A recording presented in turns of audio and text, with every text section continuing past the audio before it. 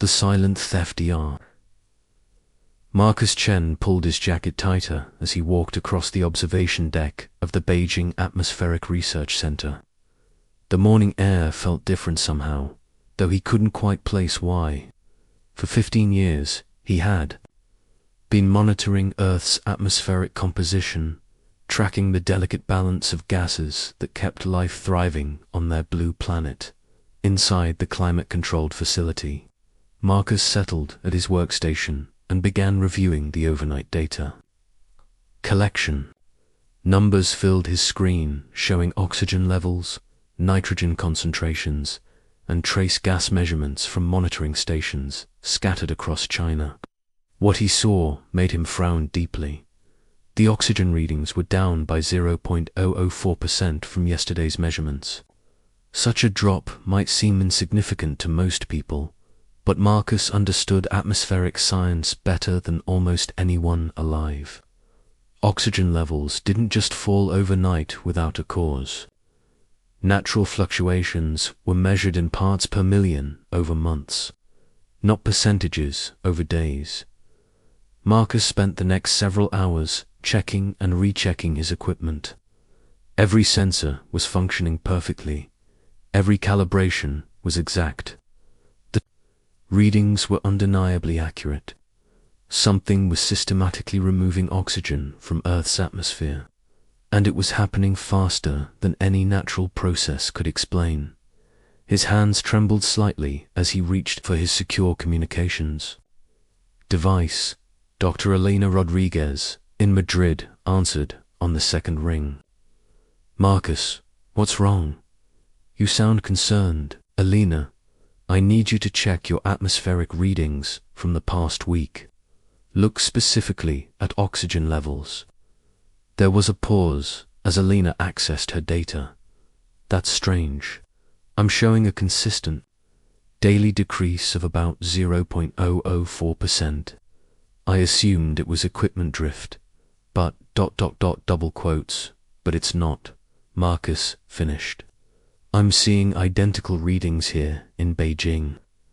Over the next 6 hours, Marcus contacted atmospheric monitoring stations around the globe. Tokyo reported the same oxygen depletion.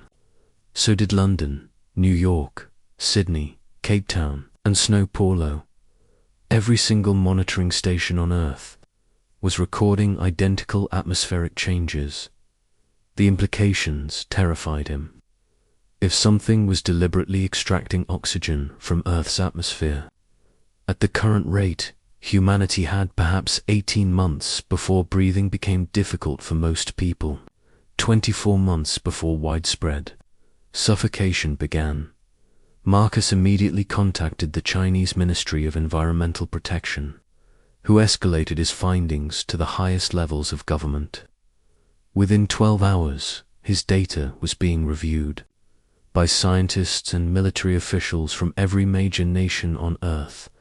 Dr. Yuki Tanaka from the Japanese Space Agency was the first to suggest looking beyond Earth's surface. If something is systematically removing atmospheric gases, she proposed during an emergency video conference, we should examine what's happening in the upper atmosphere. Advanced satellite arrays were redirected to scan Earth's stratosphere and mesosphere for 3 days. They found nothing unusual. Then Dr. Tanaka adjusted the scanning frequencies to detect electromagnetic anomalies rather than visible objects. The discovery changed everything. Massive objects were floating in Earth's upper atmosphere, invisible to conventional observation, but clearly detectable through their electromagnetic signatures. These objects were enormous, each one roughly the size of a large city, and there were dozens of them positioned strategically around the planet.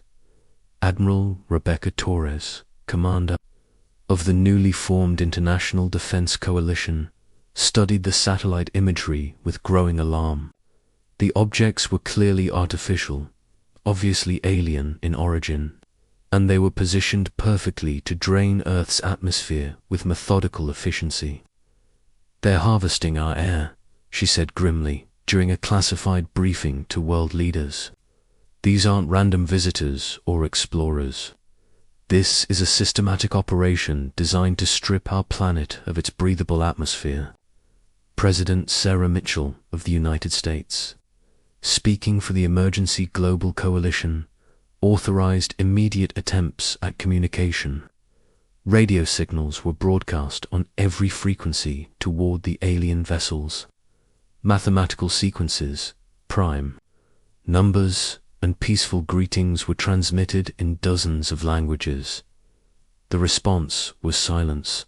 For 2 weeks, humanity tried every method of communication they could devise.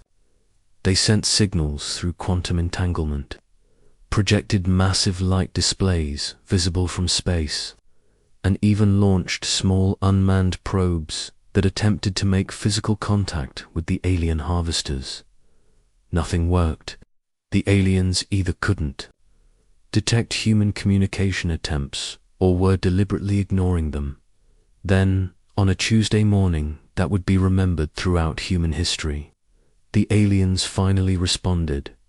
Every electronic device on Earth simultaneously displayed the same message, regardless of whether they were connected to any network. Television screens, computer monitors, digital billboards, smartphone displays, and even simple digital clocks all showed identical text in the local language of each region. Your species has been selected for atmospheric processing. Surrender. Your planet peacefully, and your death will be swift. Resist, and your suffering will be prolonged. You have 72 hours to respond. The message appeared for exactly 60 seconds, then vanished, leaving humanity with the most terrifying ultimatum in their history. Admiral Torres convened an emergency session of the Global Defense Council within hours of the alien message. Representatives from every nation gathered virtually, their faces showing the same mixture of fear and determination. "We have 3 days to respond," Admiral Torres began. "Our options appear to be surrender and die quickly, or resist and die slowly." Dr. Chen, now serving as the Coalition's chief atmospheric scientist, provided an update on Earth's condition. The oxygen depletion is accelerating. Based on current trends, we have approximately 16 months before mass casualties begin. If they increase their harvesting rate, it could be much sooner. President Mitchell spoke for most of humanity when she said, "Surrender is not an option. If we're going to die, we'll die fighting." Dr. Tanaka, who had been quietly working on classified projects since the discovery of the alien harvesters, stood to address the council. Actually, we might not have to die at all. Every eye in the virtual meeting focused on her. For the past 6 months, even before we discovered the alien presence, my team has been working on theoretical propulsion systems based on quantum field manipulation. The technology could potentially allow us to build spacecraft with capabilities far beyond anything currently in our fleet. Admiral Torres leaned forward. How far beyond? Ships that could outmaneuver anything we've observed from the alien harvesters. Weapons, systems that could potentially disrupt their cloaking technology. Defensive capabilities that might protect us from atmospheric processing. The room fell silent as the implications sank in. Dr. Tanaka continued, "The quantum field research was originally intended for peaceful exploration of the solar system, but the mathematical principles could be adapted for military applications. How long would it take to build such ships?" President Mitchell asked. Dr. Tanaka took a deep breath. "Under normal circumstances, decades. But if every nation contributes resources, if we share all technological knowledge freely, if we convert every available manufacturing facility to this project, we might be able to build a small fleet in 18 months. "We don't have 18 months, Dr. Chen reminded. Everyone, the atmosphere will be too thin to support human life by then. Then we build faster, Admiral Torres said firmly. We work around the clock. We use every resource on Earth. We build as many ships as possible before the air runs out. President Mitchell addressed the council one final time before the vote. We're talking about the most ambitious construction project in human history. Every person on Earth will have to contribute. Every nation will have to share their most classified technologies. We'll be betting our entire civilization on experimental science and untested engineering. The vote was unanimous. Every nation committed their full resources to what became known as Project Titan. Over the following months, humanity transformed itself in ways that seemed impossible. National borders became meaningless as scientists, engineers, and workers moved freely between countries to contribute to the ship construction efforts. Military bases, research facilities, and manufacturing plants were converted to produce components for the new fleet. The quantum field, technology that Dr. Tanaka's team developed, allowed for spacecraft that could manipulate space-time itself. These ships could accelerate without feeling inertial forces, change direction instantaneously, and generate energy fields that could disrupt electromagnetic systems. But the most remarkable aspect of Project Titan wasn't the technology. It was watching humanity unite in the face of extinction. Ancient enemies worked side by side. Religious differences were set aside. Political ideologies became irrelevant. For the first time in recorded history, the entire human species was working toward a single goal, asterisk.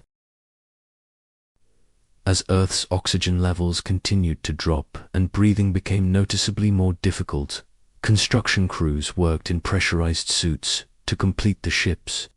Scientists shared discoveries instantly across global networks. Engineers solved problems collaboratively, regardless of nationality or corporate affiliation. Dr. Chen monitored the atmospheric changes daily, providing updates on how much time humanity had left.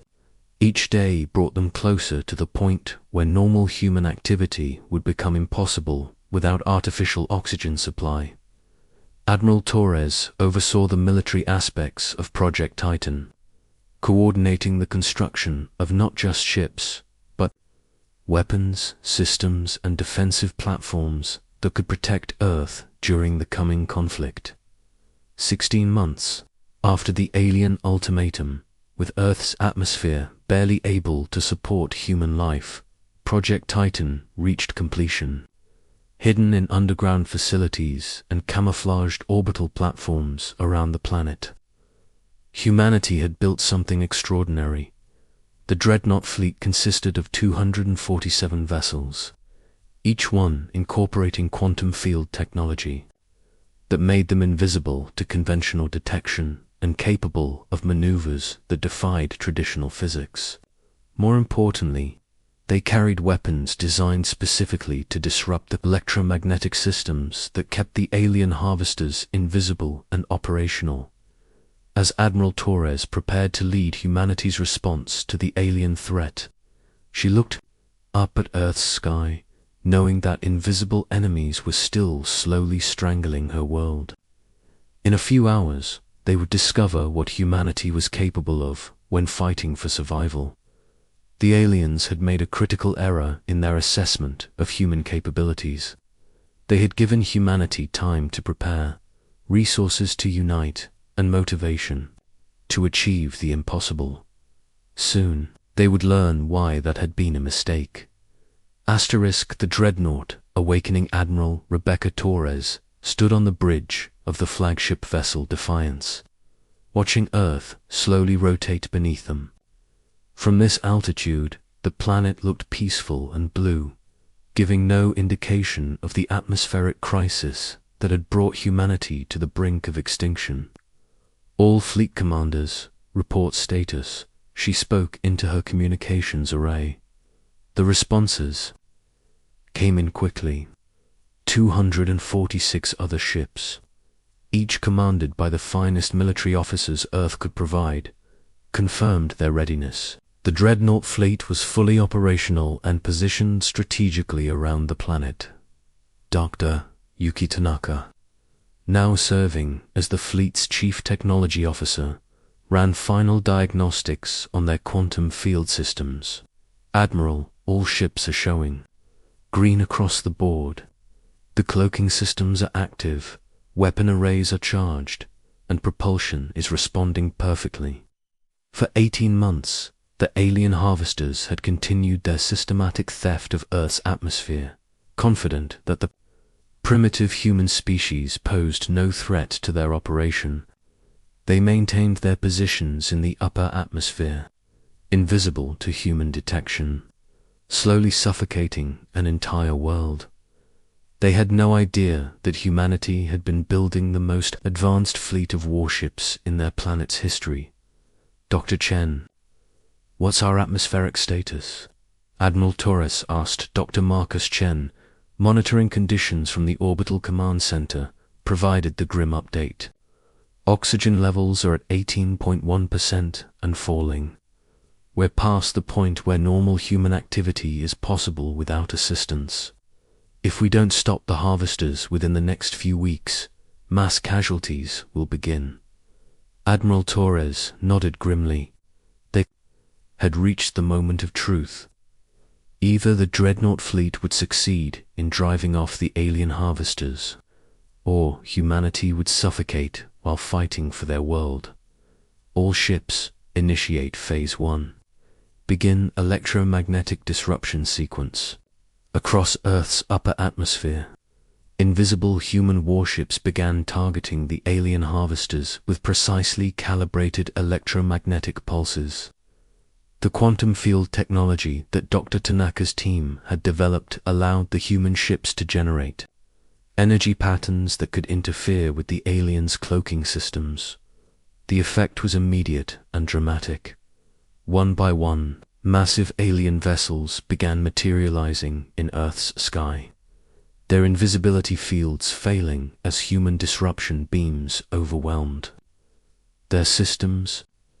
Each harvester was revealed to be a colossal ship, larger than anything humanity had ever built, with dozens of atmospheric processing ports that had been slowly draining Earth's air.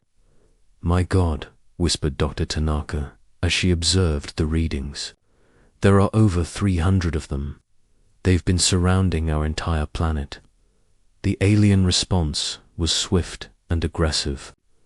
Energy beams lanced down from the harvesters toward Earth's surface, seeking to destroy whatever was disrupting their operations. But the beams passed harmlessly through empty space. The human ships remained cloaked and mobile, impossible for the aliens to target effectively. Admiral Torres watched the tactical display showing the positions of both fleets. The aliens had superior numbers and individual ship size, but they were designed for atmospheric processing, not combat.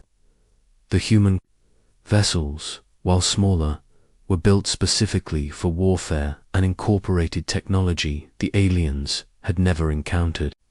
All ships initiate Phase 2. Begin targeted strikes on harvester processing arrays. The Dreadnought Fleet moved with coordinated precision. Each human ship targeted specific components on the alien harvesters, focusing their fire on the atmospheric processing systems rather than attempting to destroy the massive vessels entirely. Quantum field cannons, humanity's most advanced weapons, fired beams of coherent space-time distortion that could disrupt matter at the subatomic level. When these beams struck the alien processing arrays, the complex machinery simply ceased to function. Molecular bonds dissolving as the quantum fields rewrote the basic laws of physics in localized areas. The aliens began to realize they were facing an enemy far more advanced than they had anticipated. Several harvesters attempted to retreat from Earth's atmosphere, but found their paths blocked by human ships that could move faster than the alien sensors could track. Captain Alina Vasquez, commanding the destroyer Resilience, reported the first major success. Admiral, we've completely disabled the processing arrays on Harvester Group Delta. They're no longer extracting atmospheric gases. Similar reports came in from across the fleet. The human strategy was working. By targeting the aliens' specialized equipment rather than their ships directly, the Dreadnought Fleet was systematically shutting down the atmospheric theft operation, but the aliens weren't defenseless. As more harvesters lost their processing capabilities, they began adapting their tactics. Energy beams swept across large areas of space, attempting to hit the invisible human ships through aerial effect attacks. The human fleet's mobility saved them. Ships that could change direction instantaneously and accelerate without inertial effects proved nearly impossible to target, even with widespread energy attacks. Dr. Chen's voice came through the communications array with excitement. Admiral, I'm reading atmospheric improvement. Oxygen levels have stopped declining and are actually beginning to rise. The harvesters aren't just shut down, they're releasing stored atmospheric gases back into Earth's environment. Admiral Torres felt a surge of hope, but maintained her focus on the battle. All ships, continue targeting processing arrays. Don't give them time to adapt or retreat. The turning point came when the largest alien harvester, a command vessel, nearly 30 kilometers long, attempted to coordinate a mass retreat of the entire fleet. Captain James Wright, commanding the heavy cruiser Determination, intercepted the command ship with a squadron of escorts. Admiral, the alien flagship, is trying to establish an escape corridor, requesting permission to engage directly. Permission granted, Captain. Show them what human determination looks like. The Determination and her escorts engaged the massive alien command ship in a battle that demonstrated the full capabilities of human quantum field technology. The human ships moved in three-dimensional patterns that seemed to defy physics, firing from angles that should have been impossible, while the alien vessel's weapons passed harmlessly through space where the human ships appeared to be. Within minutes, the alien flagship's command systems were disabled, its processing arrays destroyed, and its communication networks disrupted. Without central coordination, the remaining harvesters began retreating individually, each one seeking to escape Earth's atmosphere before the invisible human fleet could target them. Admiral Torres opened communications on all frequencies, broadcasting in every language humanity had learned to use. Attention, alien vessels. This is Admiral Rebecca Torres of the human Dreadnought Fleet. You have been stealing our planet's atmosphere and threatening the survival of our entire species. This ends now. You will immediately cease all atmospheric processing operations and withdraw from Earth's solar system. Any attempt to continue harvesting our air will be met with the complete destruction of your vessels. You have underestimated humanity's capabilities and determination. Do not make that mistake again. The alien response came through the same electromagnetic channels they had used for their original ultimatum. But instead of threatening messages displayed on human devices, this time the communication seemed almost confused. Unknown species. Your technology signatures are ... impossible. How did you achieve quantum field manipulation without achieving interstellar travel? Your development pattern does not match any known evolutionary path. Dr. Tanaka, monitoring the communications, looked up from her console. Admiral, I think we surprised them.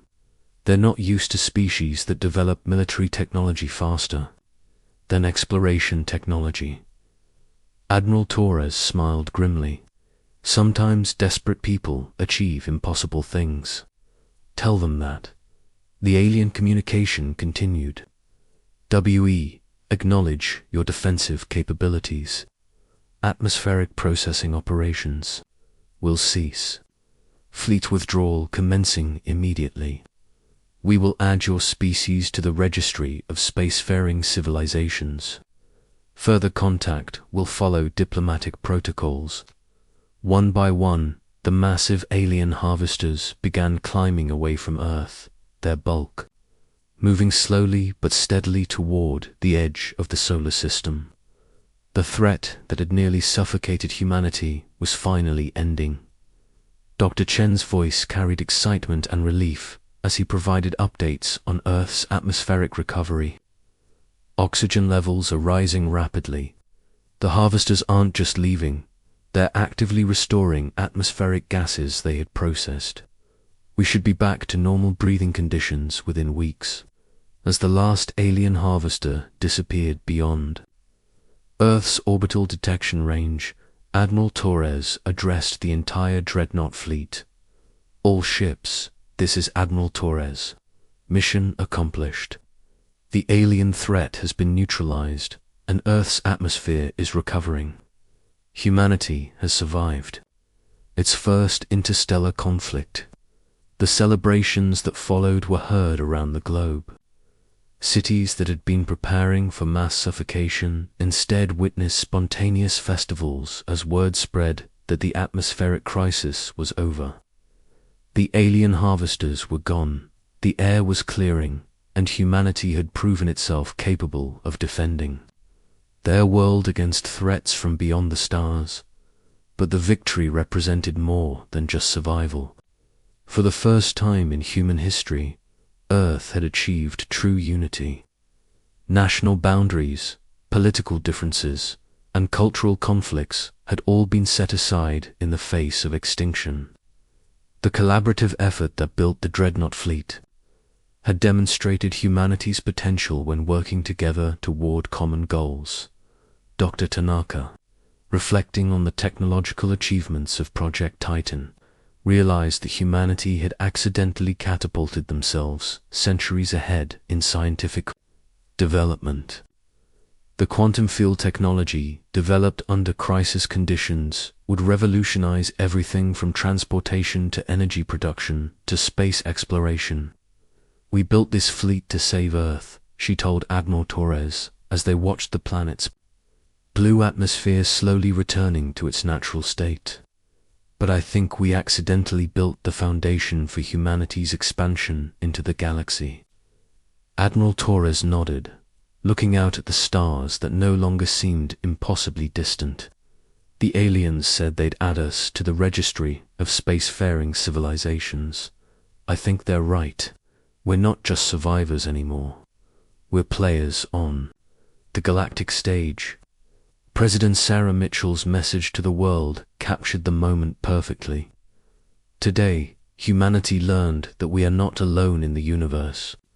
We also learned that when our species faces extinction, we respond not with surrender, but with innovation, determination, and unity. The Dreadnought Fleet didn't just save our world. It announced to the galaxy that Earth stands ready to defend itself and to take our place among the stars. As Earth's atmosphere continued its recovery and the Dreadnought Fleet maintained protective orbits around their world, humanity began planning for a future among the stars. The crisis that had nearly destroyed them had instead transformed them into something remarkable. A unified species with technology advanced enough to defend their interests anywhere in the galaxy. The aliens had made a critical error when they chose Earth as their target. They had assumed that a species without interstellar travel capability would be helpless against atmospheric harvesting. Instead, they had awakened something extraordinary: human ingenuity, human determination, and human unity in the face of impossible odds. The sky above Earth was blue again, filled with breathable air and protected by an invisible fleet of the most advanced warships ever built. Humanity had survived their first test as a spacefaring civilization, and they had passed with unprecedented success. Asterisk,